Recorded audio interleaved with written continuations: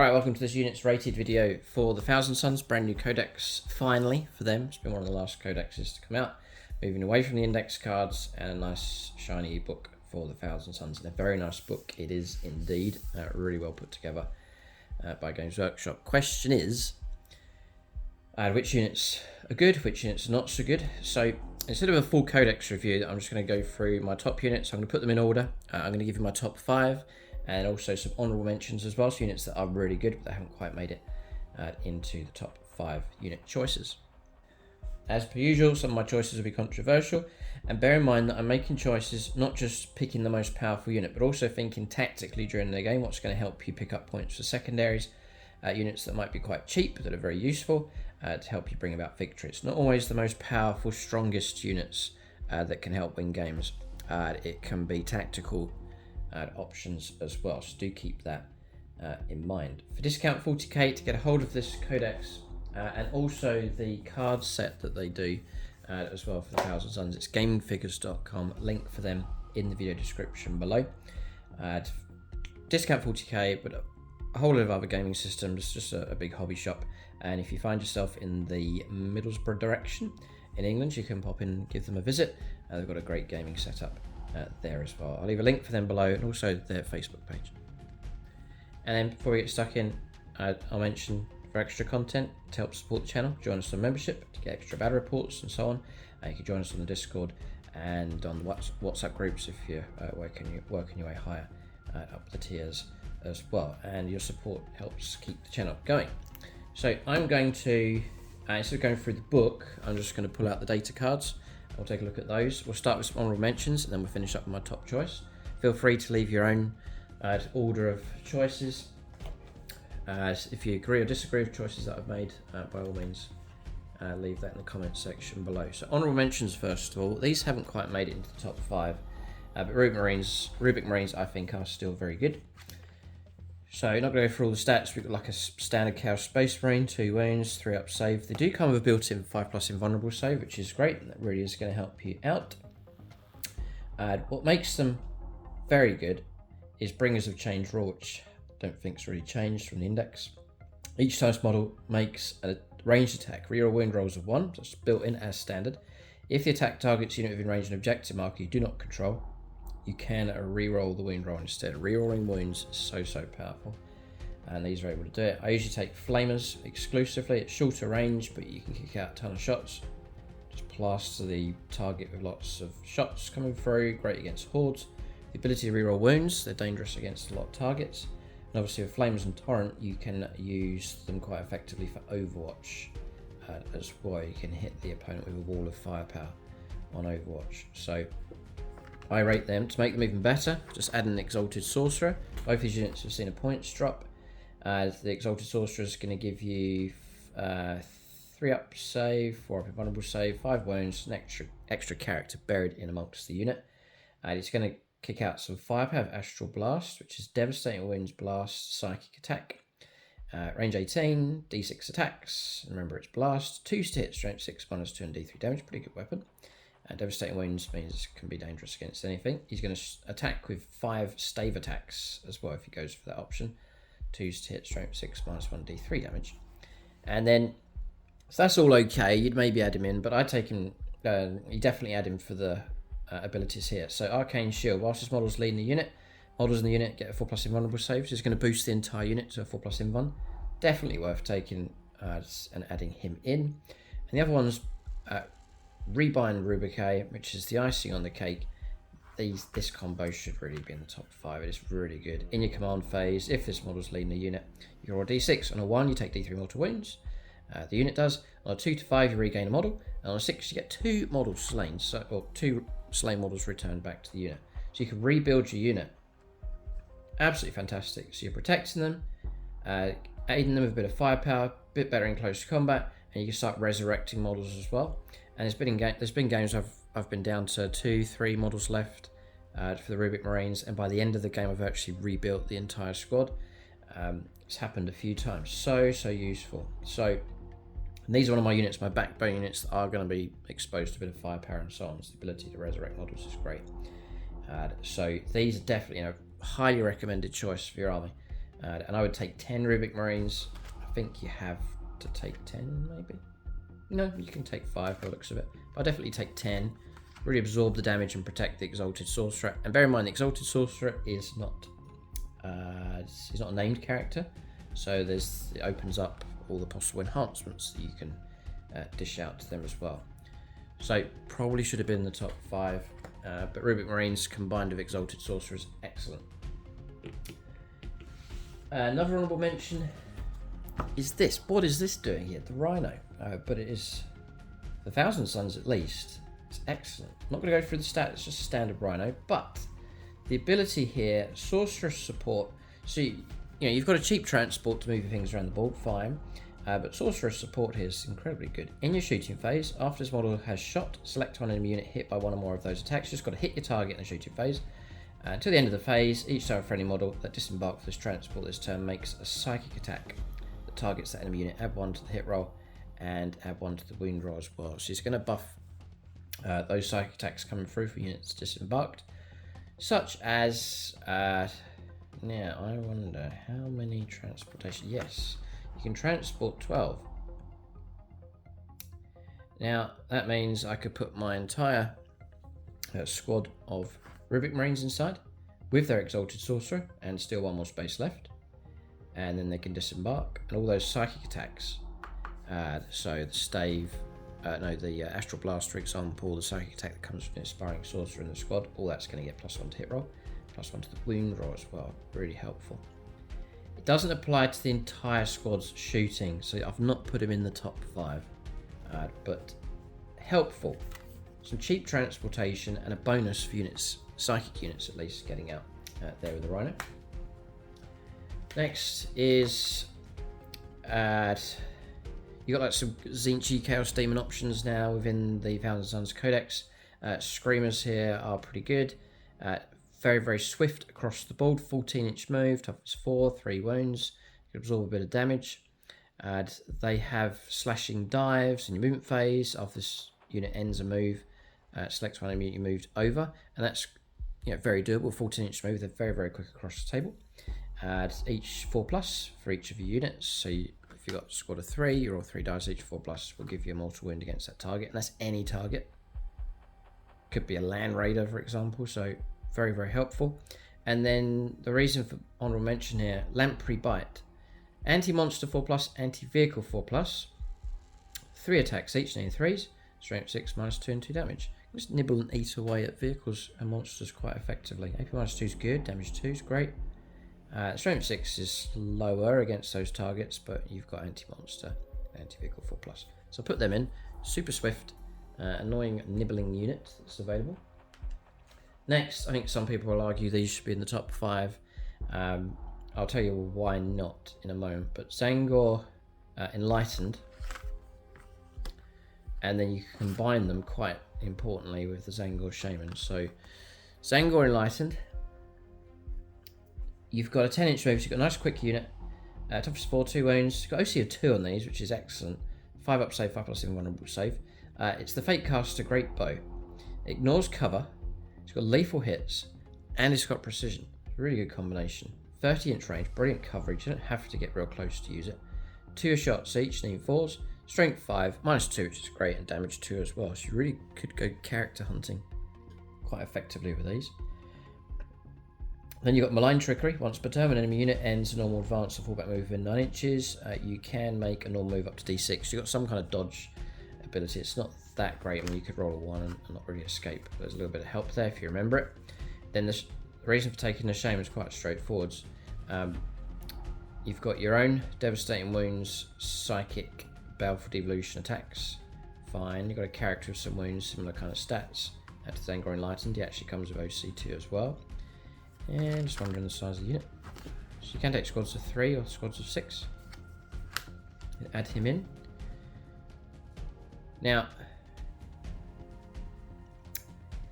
the reason it's quite straightforward. Bestial Prophet. Whilst this model's leading a unit, each time model that unit makes an attack up onto the hit roll, it's going to include himself. So it's going to boost his own ballistic skill, for example, to 2s. Okay, and his own Force Stave, but a close combat ability is going to boost him to 2s to hit with that as well. But crucially, it's going to push the enlightened with their bows to 3s to hit instead of 4s. It makes a massive difference. And sacrificial blessing, whilst model leading the unit in shooting phase and in the fight phase, each time that unit is selected to shoot or fight, this model can use this ability. If it does, select one bodyguard model in that unit. The bodyguard model is destroyed. Until the end of the phase, add D3 to attacks and strength characteristic of the psychic weapons equipped by this model. D3 attacks and strength. Ugh, if it's worth killing one of your enlightened, I don't know. Anyway, options there if you need it. So, therein, I think people will argue they should be in the top 5. Nice, quick, zippy unit around the board. So, top 5. Duh. See what people think of this. It's because I've been facing a lot of these. Right, number 5, Forge Fiends. These are an absolute bane to deal with. Their firepower is dangerous to 2 key types of units. But what you're getting here is 8-inch move. This is a backline firepower support type unit. Toughness 7, 3 up, save, 5+ invulnerable save. You've got 12 wounds to try and get through, OC of 3. It's a very, very handy unit for hanging around at the back of your lines and just providing that firepower support. It's the ectoplasma cannon. You get 3 of them, right? You get 2 Hades autocannons, which you then replace with 2 ectoplasma cannons, and then the Forge Fiend jaws can be replaced with a 3rd one. Yeah, so you're gonna get 3 of these. And Mike uses 2. For his Black Legion, and when they combine together, this very, very dangerous. So it's Blast, range 36, you've got the ball covered really well. 3s to hit, crucially, so nice solid ballistic skill. D3 attacks each, so 3 D3 attacks coming from the unit. As soon as you tap into Blast, you can kick out tons of shots. Then you are on... so I'm thinking targets like Gravis. You're really going to cause trouble for units that are Gravis type. Any 3 wound type models. Terminators can find themselves in a lot of trouble against these. And then coming through at strength 10, so you can really start going after vehicles with this as well. AP -3, which is really good. For 10th edition, AP -3 is really good. And then 3, nice solid straight 3 damage as well. So real bane for heavy infantry and vehicles, which you usually will need that kind of help throughout the game. Blazing Salvo's ability here in your shooting phase. After this model has shot, select one enemy unit hit by 1 or more of those attacks. To start with your next turn, the enemy unit is suppressed. Whilst it's suppressed, when they make any kind of attack, it's -1 to the hit roll. So a little bonus there for you when you are targeting that enemy unit. Just knock them down. I think they're quite reasonable in points, about 140 I believe. So you can pick yourself up some good value, hard hitting, backline support firepower, and a great unit to anchor on objectives. If you're desperate, you do have the Forge Fiend claws, some attacks going through with that, and of course you can tap into tank shock as well to try and ram into something to pick up some wounds. It's not entirely defenseless in close combat. So I rate that. I've put it in at number 5. Good backline firepower support for your army whilst the rest of your force pushes forward. So then we have now this is a tactical choice, Zangors. I think they've improved. There's one rule that's got them into the top 5, one new rule that's been given to them. You can get them cheap, nice cheap unit, 70 points I think for a squad of 10. Now, I'm not expecting them to shoot or fight particularly well. Rarely going to be needing them or using them for that. The rest of the army is tougher and going to be doing those kind of tasks. But for a cheaper unit to do multiple things, you can use it to hold a safer objective like the home objective if it's safe enough. You can use them to block out deep strikers along your back lines. You can use them to screen other more important units like at the front line or just filling in an area where you can use them. You can also use these to flank to help pick up points for secondaries, to ambush lightly armed units, and so there's multiple uses for these, and it's very handy to have some nice cheap light units in your force to do those kind of tasks whilst your other units busy fighting and doing the more killing on the board. So I'm not going to go through the weapons for them now. that's all fine. I've always found them to be a very, very useful unit. A little bit of toughness with them. They've got a toughness 4 instead of toughness 3. But ambushing hunters. Oh, hang on. Yeah, don't forget this. Look, scouts as well. So they can push forwards, start the game, rush onto objectives and so on. It's very, very useful. But you also got the Brayhorn, reroll advance and charge rolls. But again, as I said, I'm not really going to be using them for that, but it's there if you need it. You can improve the leadership with a herd banner. And then ambushing hunters, this is what got them in. At the end of your opponent's turn, this could be the end of turn 1.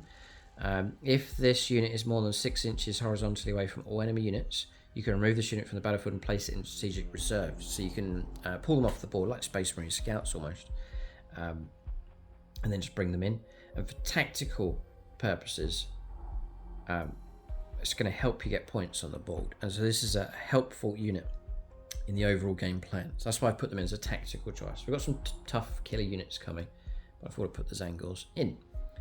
If you agree, disagree, want to change the order that I'm going through here, do let me know in the comment section below. Hopefully a learning curve for those of us that are Thousand Sons players, or thinking of getting into Thousand Sons.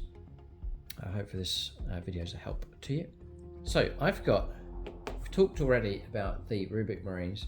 Next is the Exalted Sorcerer, but on a disc of Tzeentch. Now, do you know what? Yeah, okay, I'll do that. What I'm going to do is I'm going to pull these in at number 3. So I'm going to pull in Rubik Marines with Exalted Sorcerers as number 3. I think that's fair. And that means he'll stay in there at number 3, but he's going to be joined by these 2. So we've already looked at Rubik Marines. They're okay. Add an Exalted Sorcerer, you've got an excellent unit. Don't have to take just a regular Exalted Sorcerer. You can take the one on the disc. Now, initially I was put off because he's jumping around on disc and the rest are on foot, which is annoying. But his abilities are excellent. So instead of the 6-inch move, you're going to get a 10-inch move. You're actually going to get an extra wound with this guy. So 6 wounds. And an extra OC, actually, with him. OC 2. Okay. His psychic attack is Arcane Fire. Ignores cover, psychic and torrent. It's like a flamer weapon. Range 18, d6 auto hits. Strength 6 -2 and d3 damage. You can take the stave as per the other Exalted Sorcerer. Right, so you can go over quick unit. You can put him in Rubik Marines. You can also put him with Zangor Enlightened. Interesting. That would look very cool because they're all on the discs. Nice. Yeah, very nice. And then we've got, and something even better actually. Whoa. Yes. Okay, so I'll come to it in a second, but just a bit of a brainwave here. So we've got Illusions of Tzeentch. This is why he's definitely in there, joining the others at slot number 3.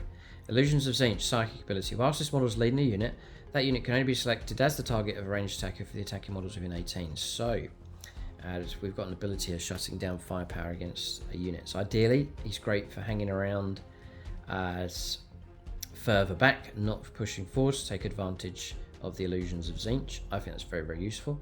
And I'll say it now. So if he's then joining Zangor Enlightened with their 30-inch great bows, now all of a sudden you've got a sorcerer here that can really protect them. If you're hovering around your discs, shooting those bow shots, and you're keeping over 18 inches away, you actually can't be shot at. So that's very, very helpful. And then we've got Binding Tendrils, another ability. In your shooting phase, after this model has shot, select one enemy infantry unit hit by one or more of those attacks, made with Arcane Fire. To the start of your next turn, the unit is ensnared. Whilst the unit is ensnared, subtract 2 from the move and 2 from charge rolls. You really can pin down and cripple a unit, especially slow moving models like Terminators, for example. Shut them down to like a 3-inch move, and then -2 off their charge. Cool, not bad. If you really enhance and hone in your tactics, you do some great combinations with these. So yeah, Exalted Sorcerer joining the other one, and the Rubik Marines all in at number 3. So we've got 2 slots left. I have to bring him in. I think if you're able to use Magnus correctly, he has a lot of points, but if you're able to use him correctly, he'll win you the game. And so that's why I put him in at number 2. So Magnus the Red, and I'm a massive fan of this model. I got the model No, I didn't want the model for years. I was like, I don't really like it. Doesn't look right. It's one of those models that looks better when you see him in person. The pictures I don't think do him justice. Just the 3D nature of the sculpt is excellent.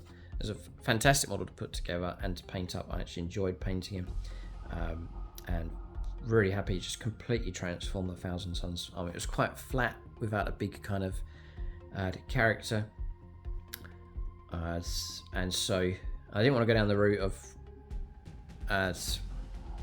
Thousand Suns Predators, Thousand Suns Land Raiders. I held off going down that route, and then it was Magnus Thread as a natural choice. If you don't have this model yet and you're into Thousand Suns, he does come heartily recommended. He's been a massive impact on my Thousand Suns collections. No regrets at all. Very glad to have him in. And I think if you use him well, he's excellent. If you don't use him well, he's a waste of your points and you regret it. But so what we've got here is a big monster that can move exceptionally fast. 14-inch move for this guy. Obviously, he's got the fly keyword as well. Toughness 11, which is excellent. 2-up save, 4+ invulnerable save. Excellent. I think it's 420 points. So as I said already, it's really worth keeping him alive and to get as much out of him as you can. 16 wounds. 5+ for leadership and OC of 6. He's an excellent, just behind your main line, hovering around kind of guy. He's an excellent support monster, if there is such a thing. So the main damage, I think, comes from him with his shooting abilities.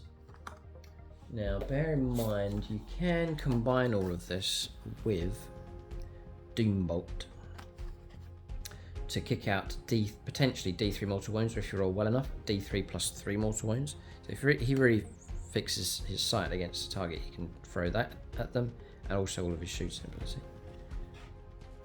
And when combined together, it's dangerous enough. There is the detachment I run is his one. Yeah, it's Grand Covenant, it's called. Now, it's quite important for him, and it's like his parent one. I mean, there's a picture of him at the top of the detachment there. So in your command phase, pick one of his 3 abilities. Worth just mentioning some bits from this to make him even better, just to keep that in mind. So you can increase your psychic weapons by 6 inches. That's quite useful for him. Takes him from 24-inch range with all of his shooting to 30. You can go +1 to the wound roll of your psychic weapons. Useful again for him with Psychic Maelstrom. Or you can go for Wrath of the Immaterium and turn all the psychic attacks into devastating wounds, which not all of these are, you see. So that's something to bear in mind as well. And then one other thing I want to point out, there's 2 actually. Destined by Fate, you can 0 damage a hit coming through for 1 CP. Just try and protect him. Bear that in mind. Devastating Sorcery, which is 2 CP, but it lets you extend the range of your psychic attacks, I believe, by 9 inches. And take them to range 33. And then you can reroll your hit rolls and wound rolls for your psychic attacks, which is amazing. Which is exceptionally good.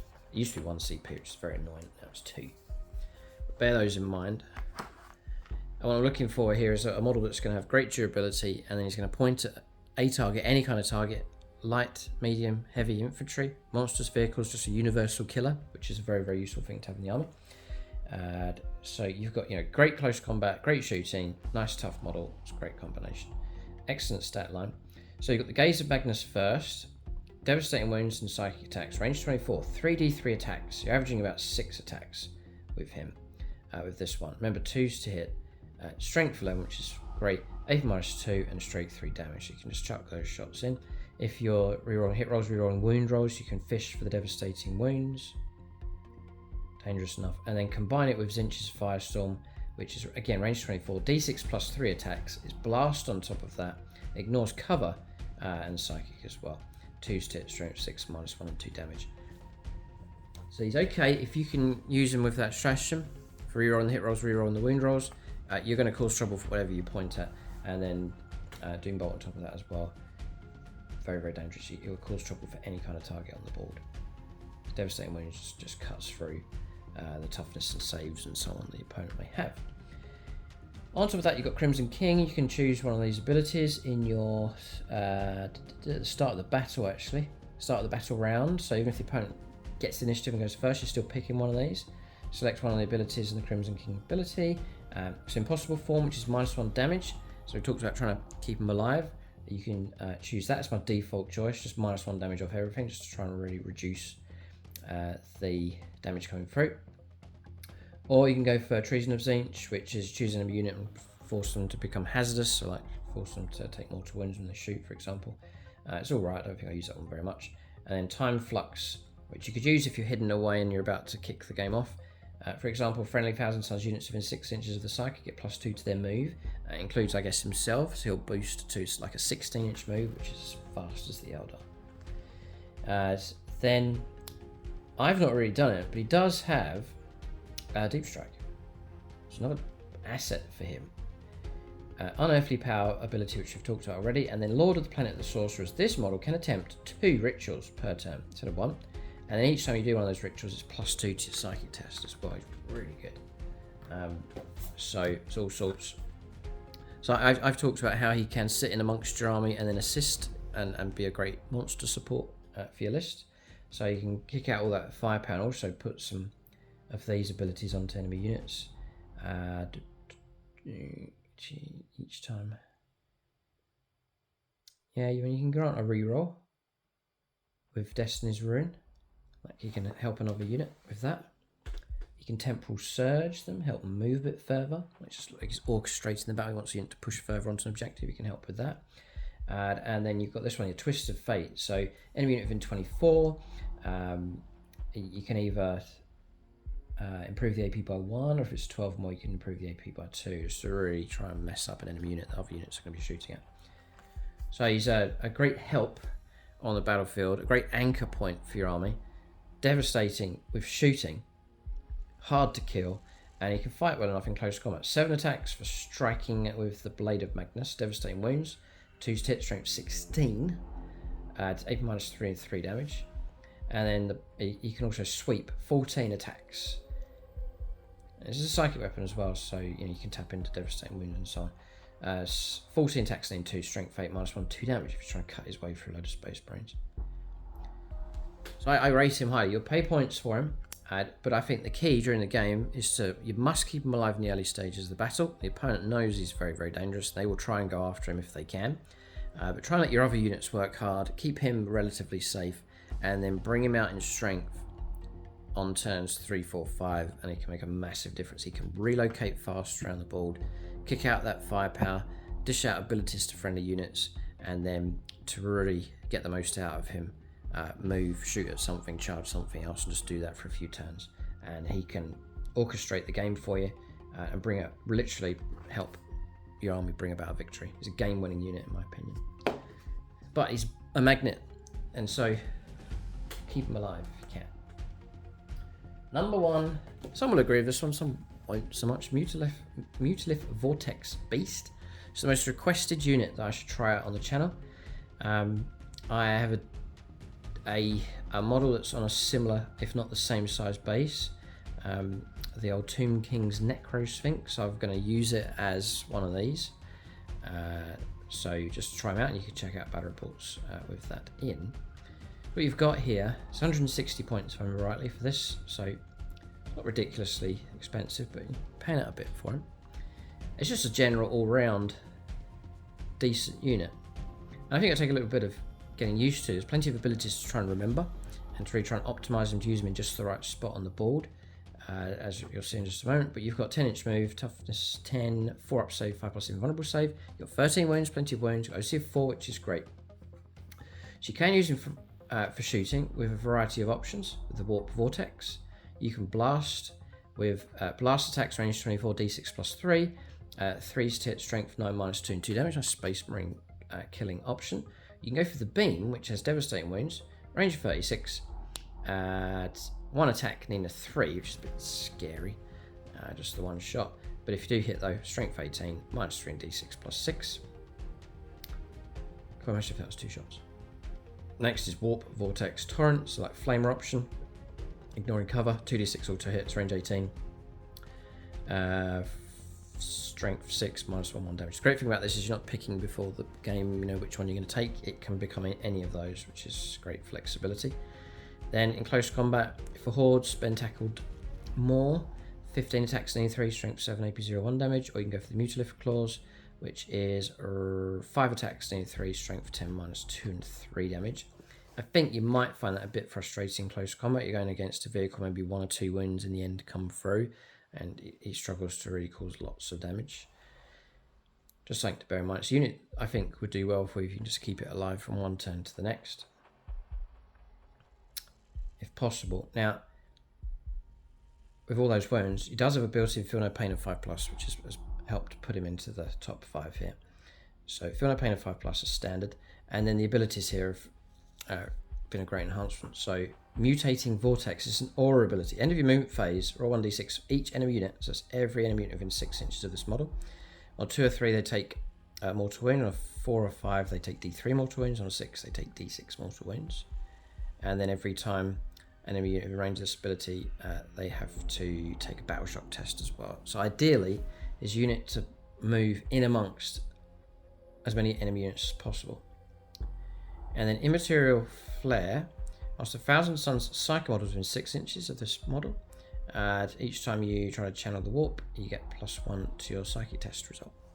So he's a bonus there for your friendly psychers as well. Great unit to have in the heart of your army.